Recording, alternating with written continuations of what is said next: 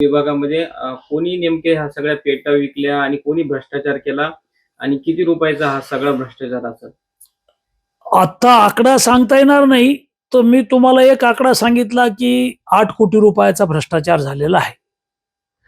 भांडे-कुंडे विकल्याचा, दलालाकडे दिल्याचा तो पाठ वेगळा आहे. जे कामगार यांचा मृत्यू पडले कामगार, त्यांच्या नावावर पैसे उचलले ते 8 कोटी रुपये आहेत. मुलीच्या लग्नाच्या साठी सरकार पैसे देतं, लग्न करून देतं. मात्र त्याच्यात बोगस पत्रिका छापल्या आणि त्याच्यात पैसे उचलले. म्हणजे हा आकडा खूप मोठा आहे. जिल्हाधिकारी एसपींना सांगून याची चौकशी समिती नेमून ह्या सगळ्या विषयाची चौकशी करून किती कोटीचा भ्रष्टाचार आहे हे सगळे पुरावे हातात आल्यावर मी डिटेल पत्रकार परिषद घेऊन सांगेल. पण याचे जे कामगार उपायुक्त आहेत, ज्यांनी हा भ्रष्टाचार केला, हे जे दलाल नेमवले आहेत, याच्यावर कारवाई होईपर्यंत आमची लढाई चालू राहील. राज्याचे लोकप्रिय मुख्यमंत्री देवेंद्रजी फडणवीस, राज्याचे कामगार कल्याण मंत्री आकाशजी फुंडकर, महायुतीच्या वतीनं महाराष्ट्रातल्या गोर गरीब कष्टकरी कामगार लोकांसाठी राज्यामध्ये कल्याणकारी योजना सरकारनं राबवायचं ठरवलेलं आहे.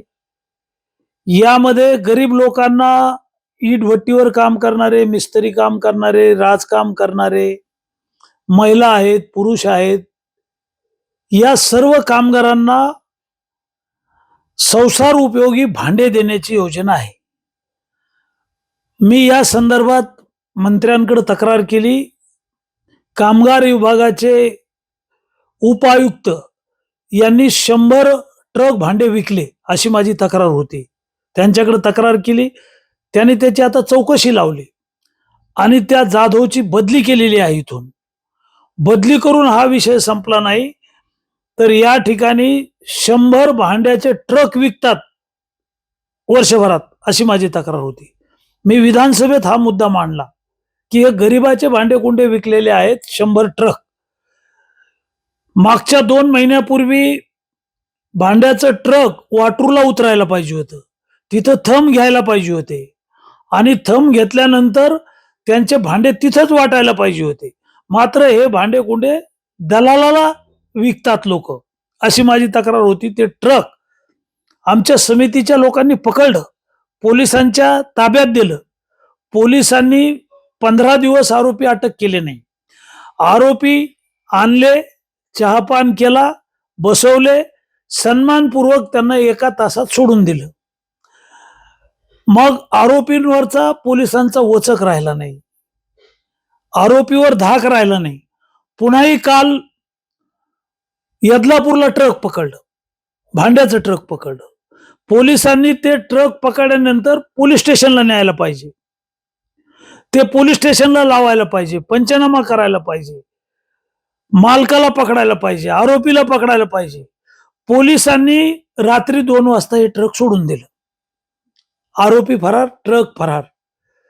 आज सकाळी मी PI भागवत यांना बोललो, SP DYSP यांना ही सगळी माहिती टाकली संदेश करून.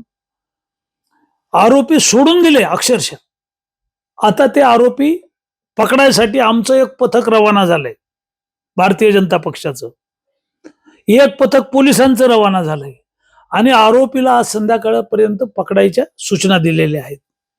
2च ट्रक नाही, सगळ्या जिल्ह्यात अशा प्रकारचे 100 ट्रक विकलेले आहेत. पोलिसांनी कठोर कारवाई केल्याशिवाय, आरोपीला जेलमध्ये टाकल्याशिवाय ही कारवाई, हा भ्रष्टाचार थांबणार नाही.